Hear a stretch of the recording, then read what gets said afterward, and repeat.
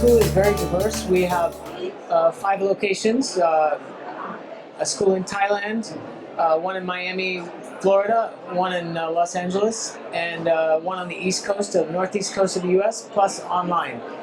We teach all plant-based lifestyle, and our courses range from fundamentals of raw cuisine to plant-based cooking, even nutrition. So it's not just about the food, it's about the entire wellness, understanding the science behind it, and you know, the age group is from 17 years old to 75 years old. But primarily it's you know, younger people in their 30s or so, mostly women, 70% women from all over the world.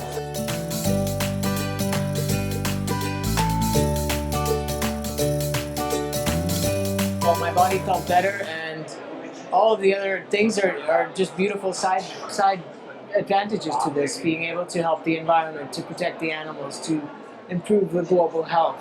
But also from a culinary perspective, I deeply believe that plant-based cooking is the most dynamic and most challenging, colorful, interesting food. And I think that's why you're seeing chefs around the world do vegetarian tasting menus. And it's growing everywhere, not just in the vegan world.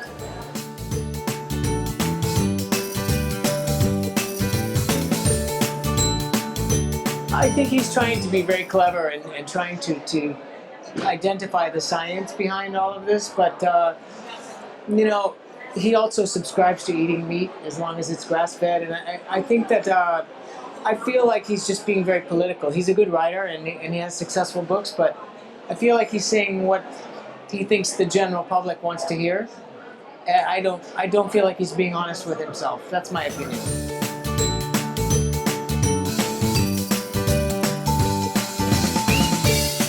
Well, you know, the thing is, I think it's an important component in the culinary art, but it's not just the fire, it's the technique, it's fermentation, it's smoking, it's everything. It's even preparing foods in a blender, that's civilization too. So I think he's trying to make too big of a point out of just one component of the cooking, because some of the best restaurants in the world, there are many dishes that are not cooked. In the 3-star Michelin Japanese restaurants, it's not about the fire at all, it's about the quality of what they're buying, how they're cutting it.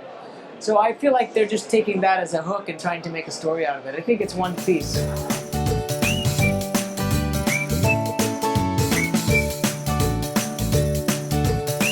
Very fresh and seasonal, and you know, but I also cook. I do cook some vegetables, like legumes. I prefer cooked. I love raw food, and it's a big component for me, but it's not 100%.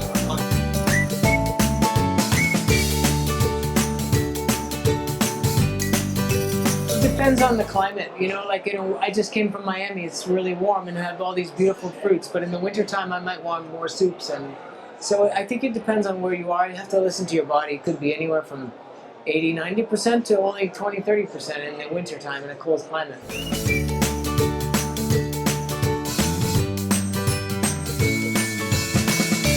To me, it's the most flavorful food. It's beautiful, it's artistic, feels good on the body, gives you clarity, peace of mind, and of course good for the environment, because there's no factory farming and it's not being processed. We're not using energy in the same way, so it's good all around.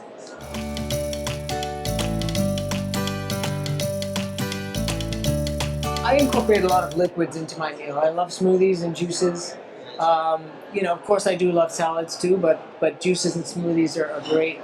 And not all raw food is hard, a lot of chewing, but it is good for us to masticate our food, and it improves digestion tremendously. My digestion, my whole life until I went raw, was not great. And then when I discovered raw cuisine, I felt like my body was running perfectly again.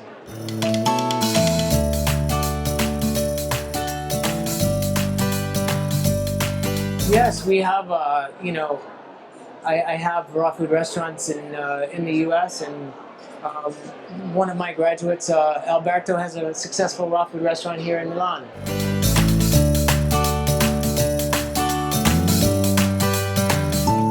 Well, the thing about the U.S., we don't have a lot of food culture because it's a younger country. Yes. So we don't have thousands of years of history of food tradition.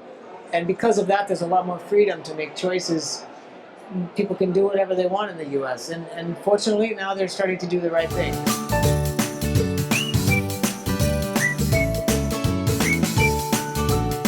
There's three things we teach. One is to understand the best ingredients for raw food, to know what foods you can incorporate. So basically your pantry, fruits, vegetables, nuts and seeds, organic, local, sustainable. Understanding the available ingredients is number one. Number two is the technique and the equipment. So for example, we use fermentation and smoking and just the proper knife skills. And also equipment, the right blender and dehydrator and sometimes more advanced equipment as well. And the last thing is creativity. And we really encourage our students to be creative, to have an open mind, to embrace their own culture and to incorporate that into raw food. So those three things: ingredients, technique, and dreaming.